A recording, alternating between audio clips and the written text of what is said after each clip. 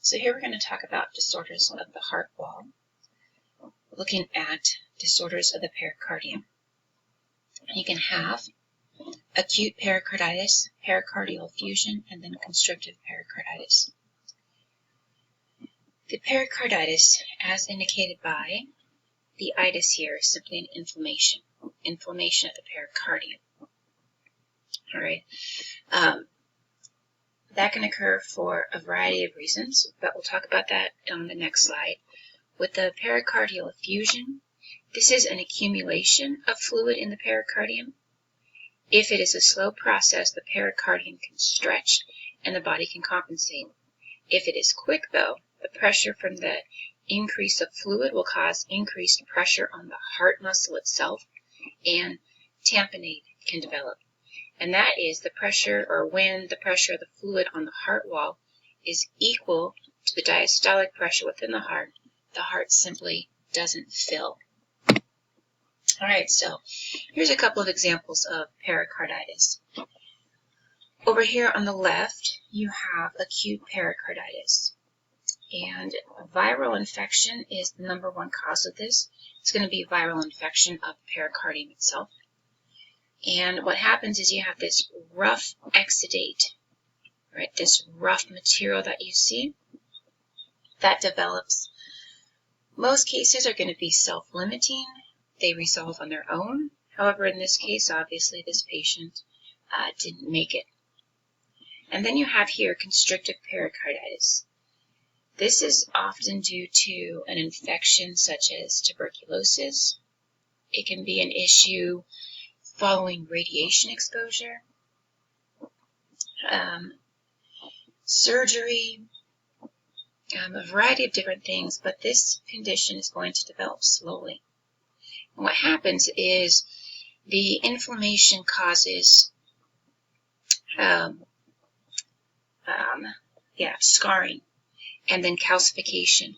And that's what you see here. It almost looks like a layer of fat, but it's actually scar tissue. This leads to the visceral and parietal layers adhering to each other and creates a shell. And really, that's what it kind of looks like. Eventually, the heart loses the ability to contract and cardiac output decreases. All right, so then myocardial diseases. Myocarditis is inflammation of the heart.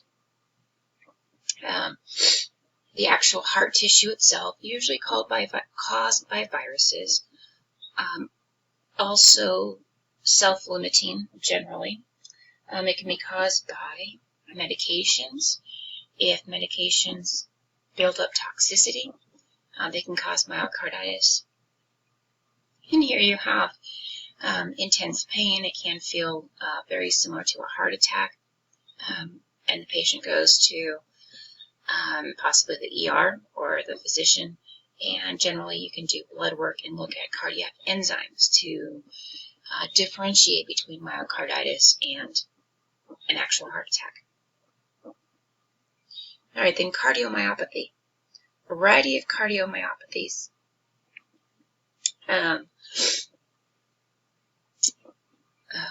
There's a variety of them. First one is dilated cardiomyopathy. These causes are going to be genetics, drugs, alcohol abuse, myocarditis, and it can simply occur when the heart needs to handle more blood than usual. And so this is going to be a change in the muscle itself. Right? 2 times greater risk in men than women, greater risk in African Americans. You have an enlarged heart, dilation of the chambers. So here you have the dilated cardiomyopathy. Leads to chronic heart failure, and really the exact cause is unknown. But as I mentioned, it can be genetics, can be drugs, alcohol, etc. Hypertrophic cardiomyopathy is often thought to be an issue of genetics, and you would have to have a dominant trait. With hypertrophic cardiomyopathy, you have a disarray of the muscle fibers, and hypertrophy develops. So, Here's the normal picture of the heart. You have dilated cardiomyopathy, where the heart is big and baggy. Right, you have extension of the cell wall here, thickening of the cell wall. Hypertrophic cardiomyopathy, the heart is stiff, doesn't relax well. And you can see how the left ventricle decreases in size. Restrictive cardiomyopathy, substances can accumulate in the heart muscle itself, specifically amyloid, and the heart is going to be restrictive in terms of its ability to pump. So the major issue is the actual blood supply to the heart muscle itself. The cardiac muscle simply outgrows its own blood supply, and this leads to ischemia for the heart muscle itself, and then eventually loss of heart activity. Alright, so the most common complication of acute myocardial infarction and ischemia is going to be dysrhythmias. This is going to be simply the disturbance of the heart rhythm. It can range from occasional missed or rapid beats to severe disturbances that affect the pumping ability of the heart. Can be caused by abnormal rate of impulse, so abnormal pulse conduction. If this is going to occur, a pacemaker can be placed to stimulate the heart to function properly. And just some basic examples. Tachycardia, flutter, fibrillation, bradycardia, premature ventricular contractions, premature atrial contractions, asystole. You don't need to memorize all of these, but rather we're just looking at basic disturbances of the heart and dysrhythmias. Alright, then heart failure. Actual definition. Occurs when the heart is unable to pump enough blood to meet the body's needs. Alright, so this can be acute or chronic, coming on quickly or being a long-term consequence of poor degradation of the heart itself or some other chronic condition. Also can be called chronic heart failure, CHF for short in some circumstances, and the mechanisms leading to failure. Forward failure or systolic dysfunction. So the initial effect of inadequate cardiac output, this is CO, cardiac output, is insufficient blood flow to the tissue. Inadequate flow to the kidneys results in salt and water retention, which leads to increased blood volume and a rise in venous pressure as well as edema. You can have backward failure.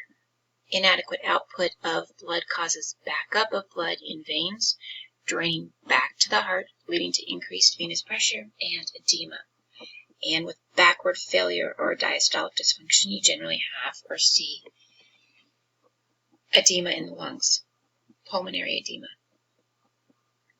Alright, so what you're seeing here in both of these scenarios is actually left side heart failure,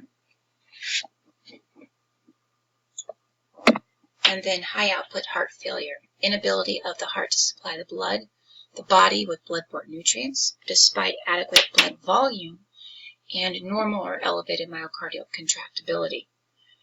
So the cause is anemia.